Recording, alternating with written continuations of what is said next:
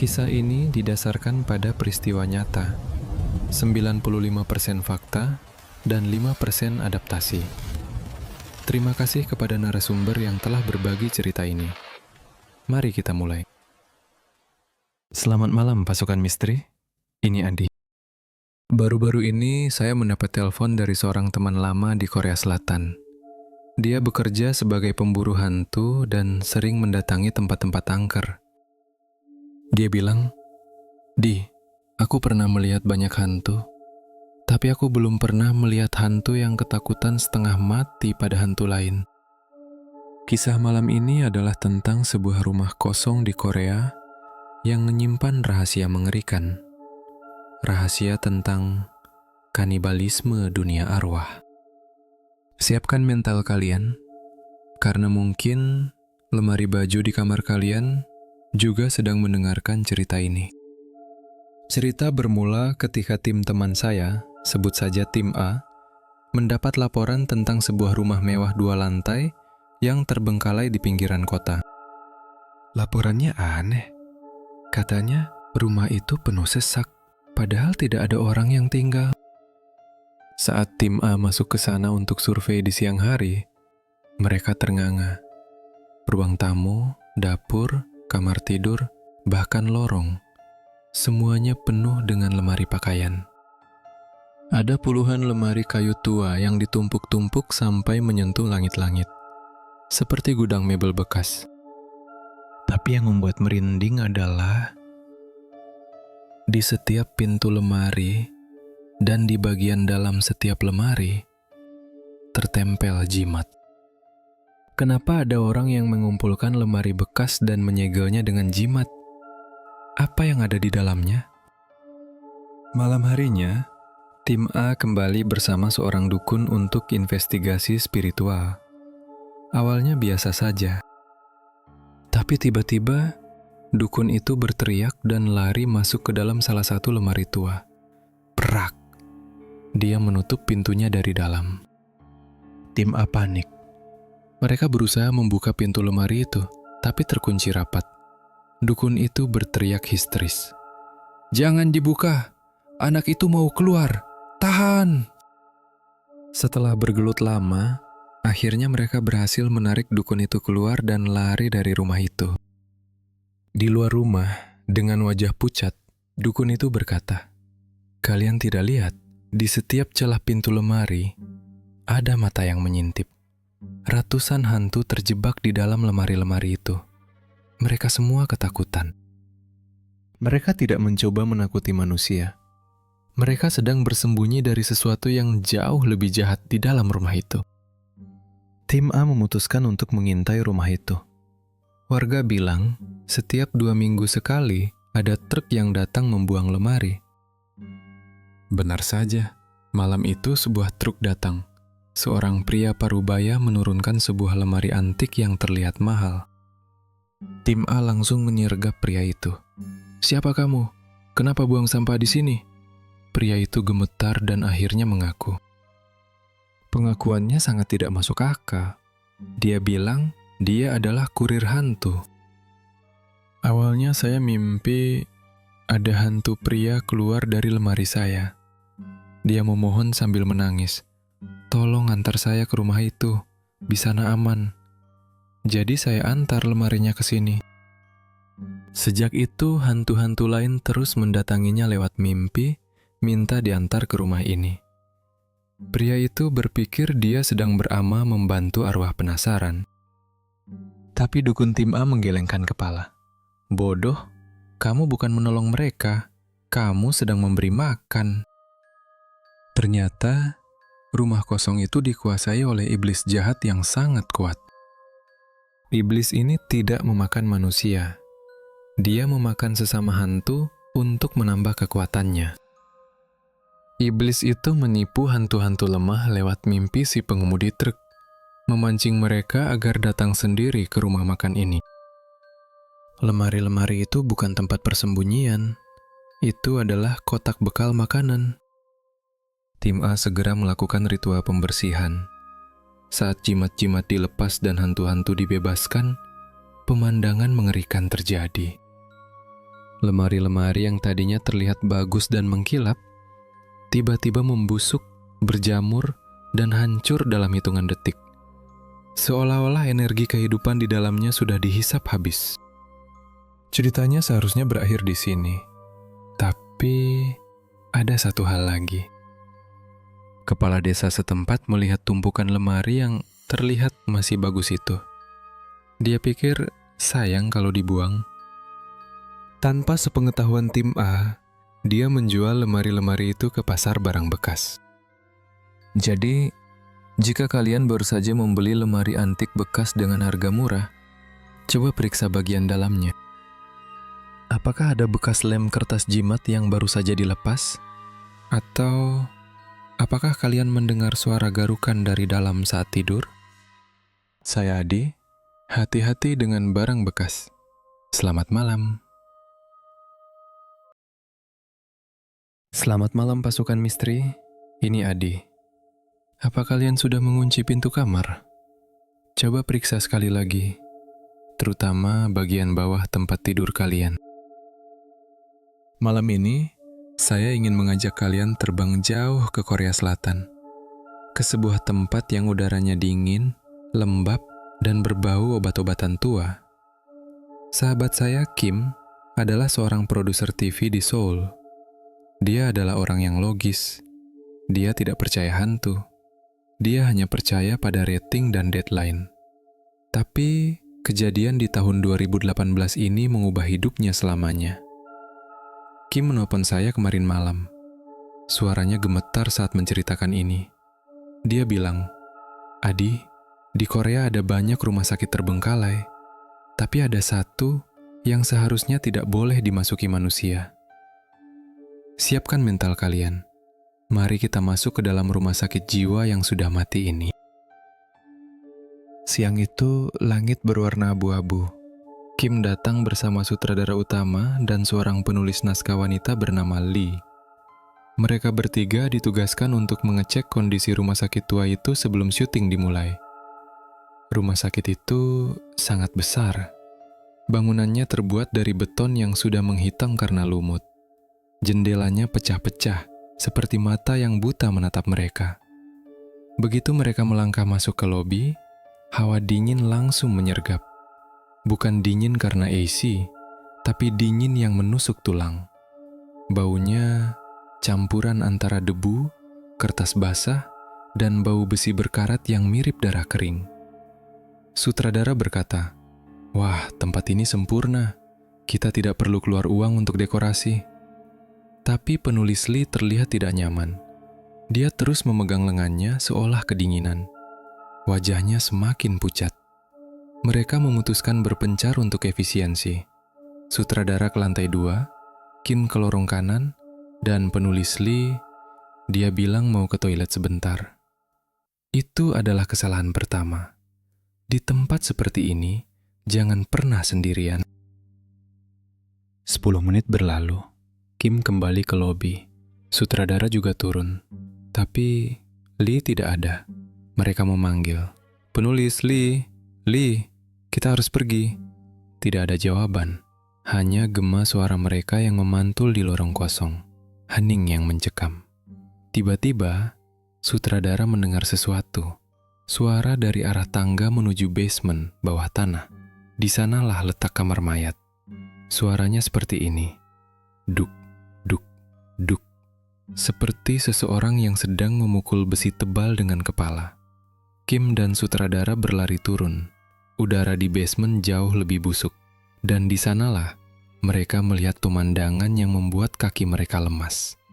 Di ruang pendingin mayat, penulis Lee sedang berdiri di depan sebuah laci besi yang terbuka. Laci itu sempit, hanya cukup untuk satu mayat kurus. Tapi Lee, dia sedang berusaha memasukkan dirinya sendiri ke dalam laci itu. Kakinya menendang-nendang. Tubuhnya meliuk-liuk memaksa masuk ke dalam kegelapan laci itu. Dan suaranya, astaga, dia tidak berteriak minta tolong. Dia menggeram dengan suara laki-laki yang berat dan parau. "Ini rumahku. Minggir. Aku mau tidur. Tutup pintunya." Kim dan sutradara panik setengah mati. Mereka menarik kaki Lee, tapi tenaga wanita kurus itu tiba-tiba sekuat 5 orang pria dewasa. Dia mencengkeram pinggiran besi sampai kukunya berdarah. Setelah pergulatan yang panjang dan melelahkan, mereka akhirnya berhasil menarik Lee keluar. Lee pingsan seketika. Kim menggendongnya, dan mereka lari naik ke lantai 1. Napas mereka memburu. Jantung Kim rasanya mau meledak. Mereka mendudukkan Lee di kursi lobi yang berdebu. "Kita harus pergi dari sini sekarang juga," kata Kim dengan napas terengah. Tapi saat sutradara hendak mengambil tasnya yang tertinggal, dia terpaku. Dia menunjuk ke arah tangga utama dengan tangan gemetar. Kim menoleh, dan dia melihat alasan kenapa sutradara membeku. Di tangga itu, ada seorang wanita. Dia memakai baju pasien rumah sakit berwarna hijau pudar. Rambutnya panjang, hitam, dan kusut menutupi wajah. Wanita itu tidak berjalan. Dia melayang turun. Kakinya tidak menyentuh anak tangga. Dan kepalanya miring 90 derajat ke kiri, seolah lehernya patah. Dia turun, pelan, dan tiba-tiba dia berhenti. Rambutnya tersibak sedikit, dan Kim melihat dia tidak punya mata. Hanya lubang hitam yang menatap lurus ke arah mereka.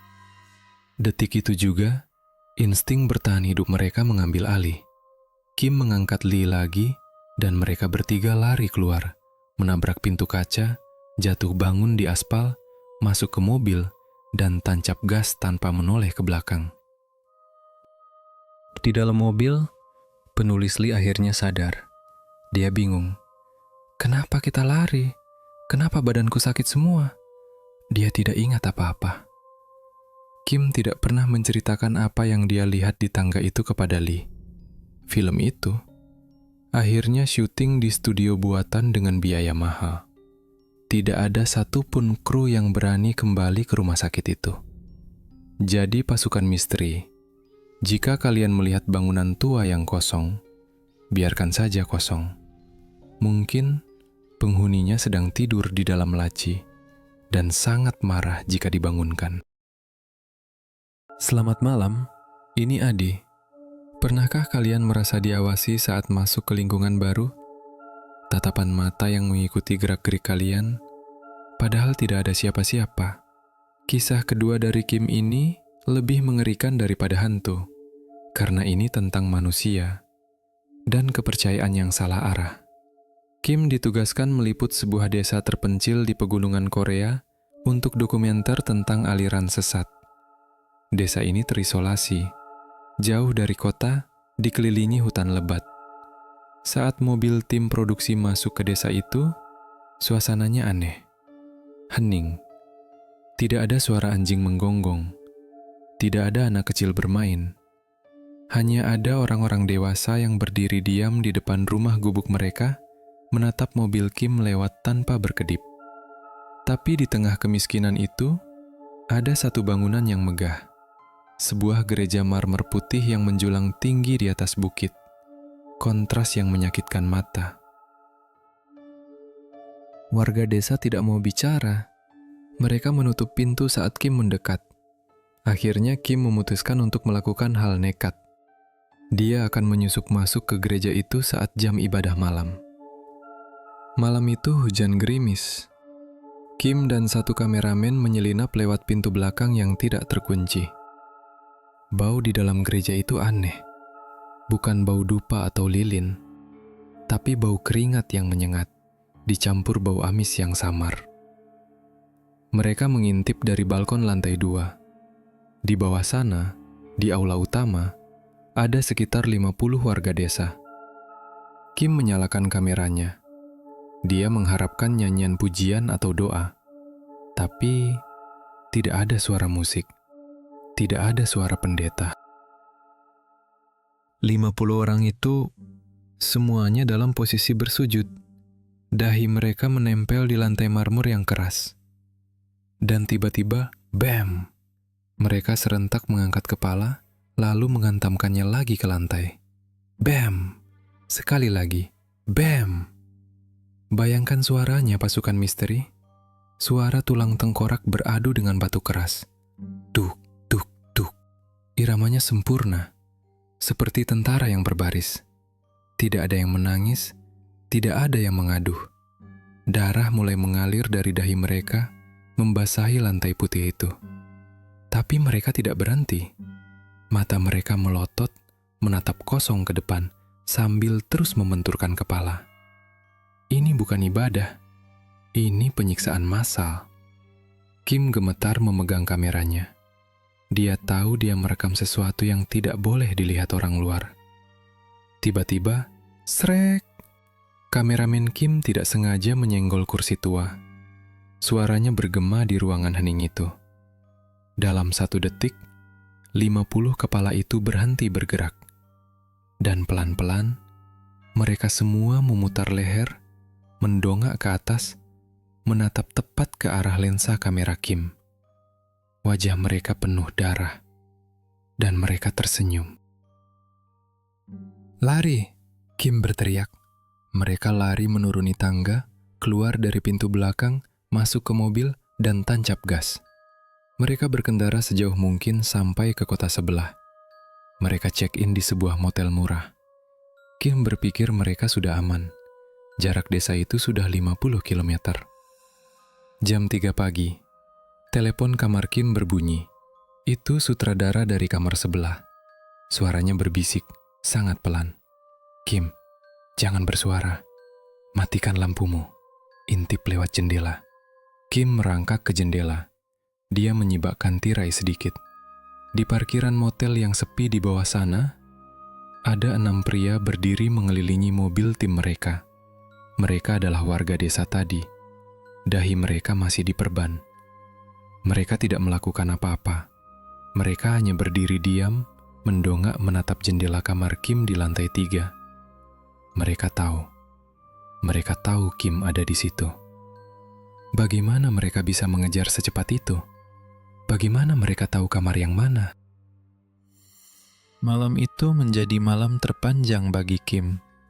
Mereka menelpon polisi, tapi polisi bilang butuh waktu lama untuk datang. Akhirnya, saat matahari terbit, orang-orang itu menghilang.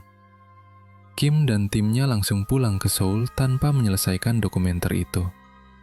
Sebulan kemudian, polisi menggerebek desa itu. Tapi kalian tahu apa yang mereka temukan? Kosong. Gereja itu kosong. Rumah-rumah itu kosong. 50 orang warga desa itu menghilang tanpa jejak, seperti ditelan bumi. Kim masih menyimpan rekaman itu. Rekaman suara kepala yang beradu dengan lantai. Bam, bam. Selamat malam, ini Adi. Kita sering mendengar istilah hukum alam. Tapi seberapa sering kita benar-benar menghormatinya? Kisah terakhir dari Kim ini mengajarkan kita satu hal. Jika alam berkata pergi, maka pergilah. Kim memimpin produksi untuk syuting drama sejarah. Lokasinya di sebuah hutan tua yang dilindungi di pegunungan dalam Korea. Warga lokal menyebut hutan ini rumah dewa. Saat Kim tiba, kepala desa sudah memperingatkan, jangan syuting di sini, terutama di dekat pohon tua itu. Penunggunya tidak suka keramaian. Tapi kru TV dari kota besar, mereka sombong. Mereka tertawa. Ah, Pak Tua itu cuma mau uang lebih, pikir mereka. Mereka tetap mendirikan tenda dan memasang lampu-lampu syuting yang sangat terang.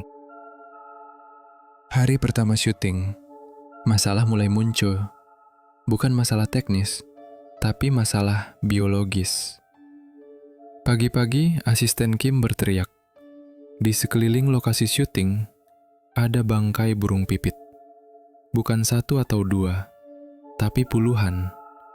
Mereka mati berjajar membentuk lingkaran, mengelilingi set syuting. Siangnya, mereka menemukan ayam hutan mati. Anehnya, kepalanya hilang, dan darahnya seperti sudah dikeringkan. Kim mulai merasa tidak enak. Udara di hutan itu terasa berat, menekan dada. Suara angin di pepohonan terdengar seperti bisikan orang marah. Pergi, pergi. Tapi sutradara bersikeras lanjut. Kita sudah bayar mahal, lanjut, teriaknya. Kesombongan itulah yang mengundang petaka. Malam kedua. Syuting dilakukan sampai larut malam. Kim pergi ke toilet portable yang ditaruh agak jauh di pinggir hutan. Saat dia keluar dari toilet, dia mendengar suara langkah kaki. Kresek, kresek. Kim menyalakan senternya, dan di sana, di tengah jalan setapak, berdiri 2 ekor rusa air. Hewan khas Korea yang mirip rusa tapi punya taring. Biasanya, rusa air sangat pemalu. Mereka akan lari jika melihat manusia. Tapi 2 ekor ini berbeda. Mereka berdiri tegak, tidak bergerak. Dan saat senter Kim menyorot mata mereka, Kim hampir jatuh lemas. Mata itu bukan mata hewan. Pupilnya tidak memantulkan cahaya senter. Matanya merah menyala, melotot penuh kebencian. Itu adalah tatapan seorang kakek tua yang sedang murka. Tatapan yang berkata, "Kau sudah melewati batas." Kim terpaku. Dia tidak bisa bergerak. Rusa itu membuka mulutnya, dan suara yang keluar bukan suara hewan, tapi suara geraman terendah yang menggetarkan tanah. Tiba-tiba, duar! Suara ledakan keras terdengar dari arah lokasi syuting. Kim tersentak. Rusa-rusa itu menghilang dalam sekejap mata. Kim berlari kembali ke set. Lampu syuting utama, lampu HMI yang sangat besar dan berat, meledak dan jatuh menimpa kursi sutradara. Untungnya, sutradara baru saja berdiri 5 detik sebelumnya. Semua kru ketakutan. Kim tahu, ini peringatan terakhir. "Bereskan barang, kita pulang sekarang!" teriak Kim. Malam itu mereka kabur, tapi teror tidak berhenti di situ. Selama perjalanan pulang, Kim melihat dari kaca spion, di pinggir hutan yang gelap, ratusan pasang mata merah sedang menatap mobil mereka pergi. Rusa, babi hutan, burung hantu, semua hewan di hutan itu berbaris mengawasi pengusiran mereka. Keesokan harinya, mereka mendengar kabar dari desa. Seorang warga lokal yang membantu syuting ditemukan meninggal di toilet tempat Kim bertemu rusa itu. Serangan jantung. Jika Kim tidak lari malam itu, mungkin dia yang akan ditemukan di sana. Kadang, hewan-hewan di hutan bukan sekedar hewan.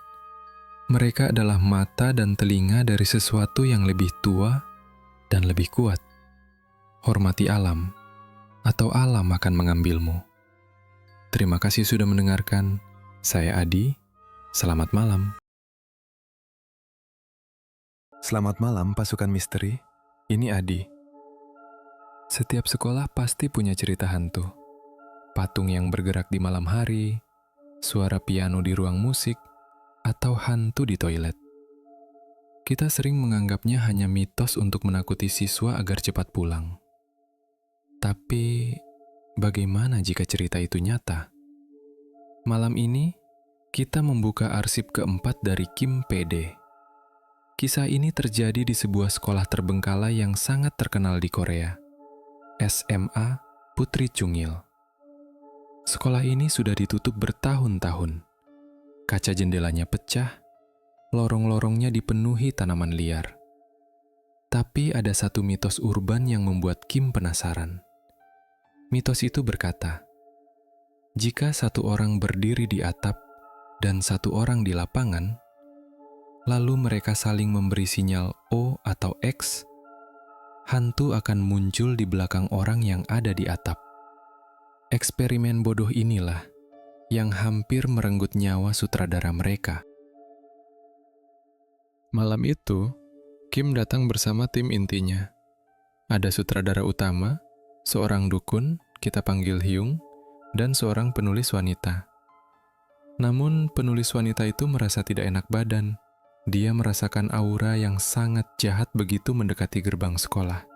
Jadi, dia memutuskan untuk menunggu di motel saja. Tinggallah 3 pria. Kim, sutradara, dan si dukun. Mereka masuk ke dalam sekolah yang gelap gulita.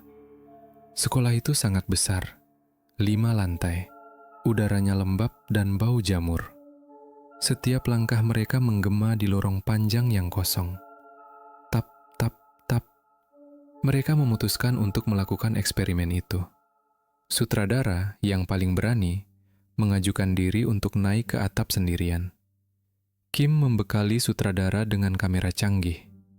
Kamera ini terhubung secara nirkabel, jadi Kim yang ada di lapangan bawah bisa mendengar suara apapun yang ditangkap kamera sutradara lewat headphone. Sutradara mulai menaiki tangga.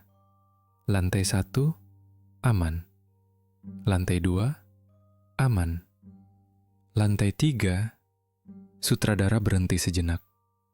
Kim, di lantai 3 ini baunya aneh, seperti bau amis darah. Tapi dia tetap lanjut naik.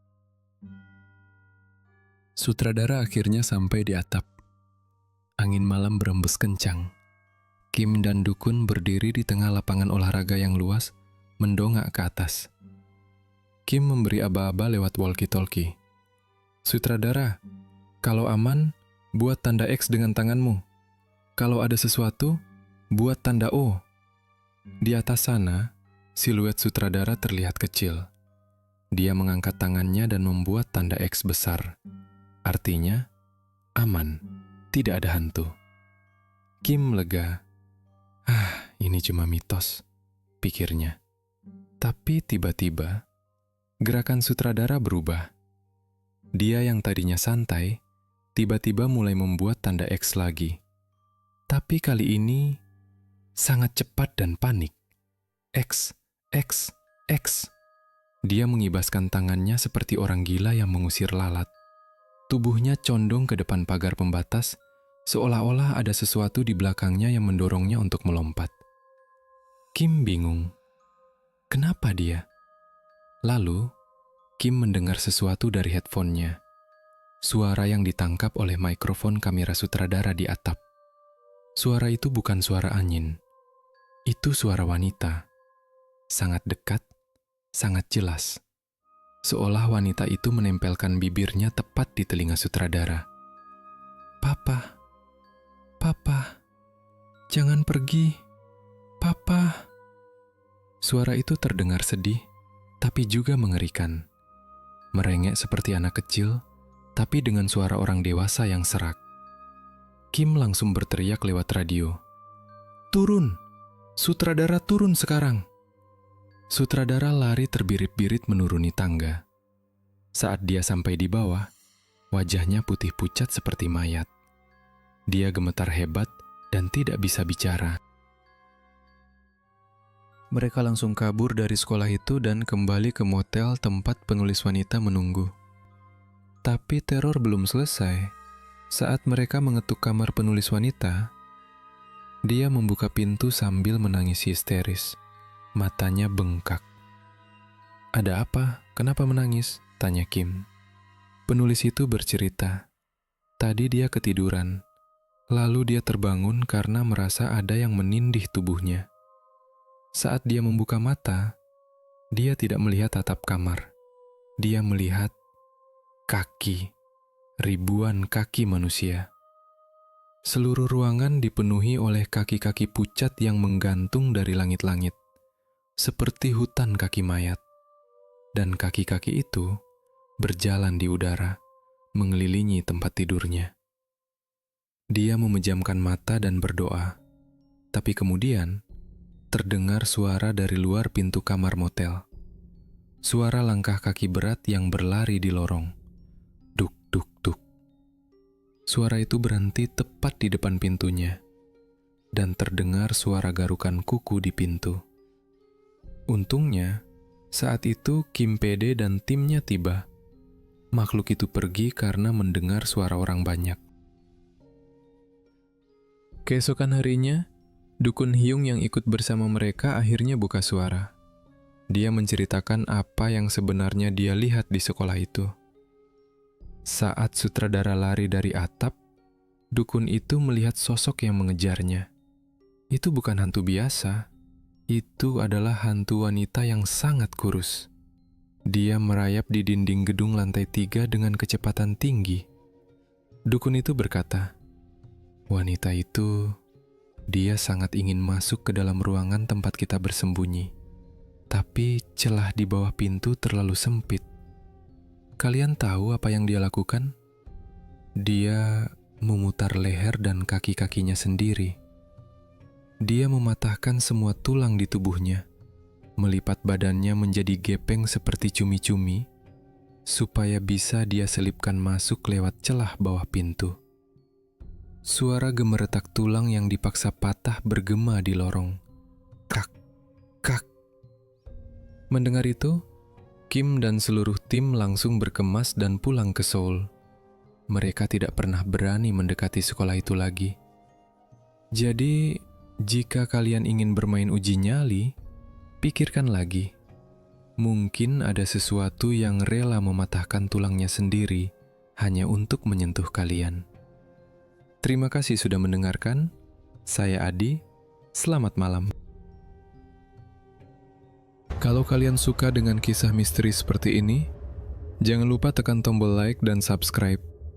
Nyalakan juga lonceng notifikasinya agar kalian tidak ketinggalan mimpi buruk berikutnya. Sampai jumpa di kegelapan.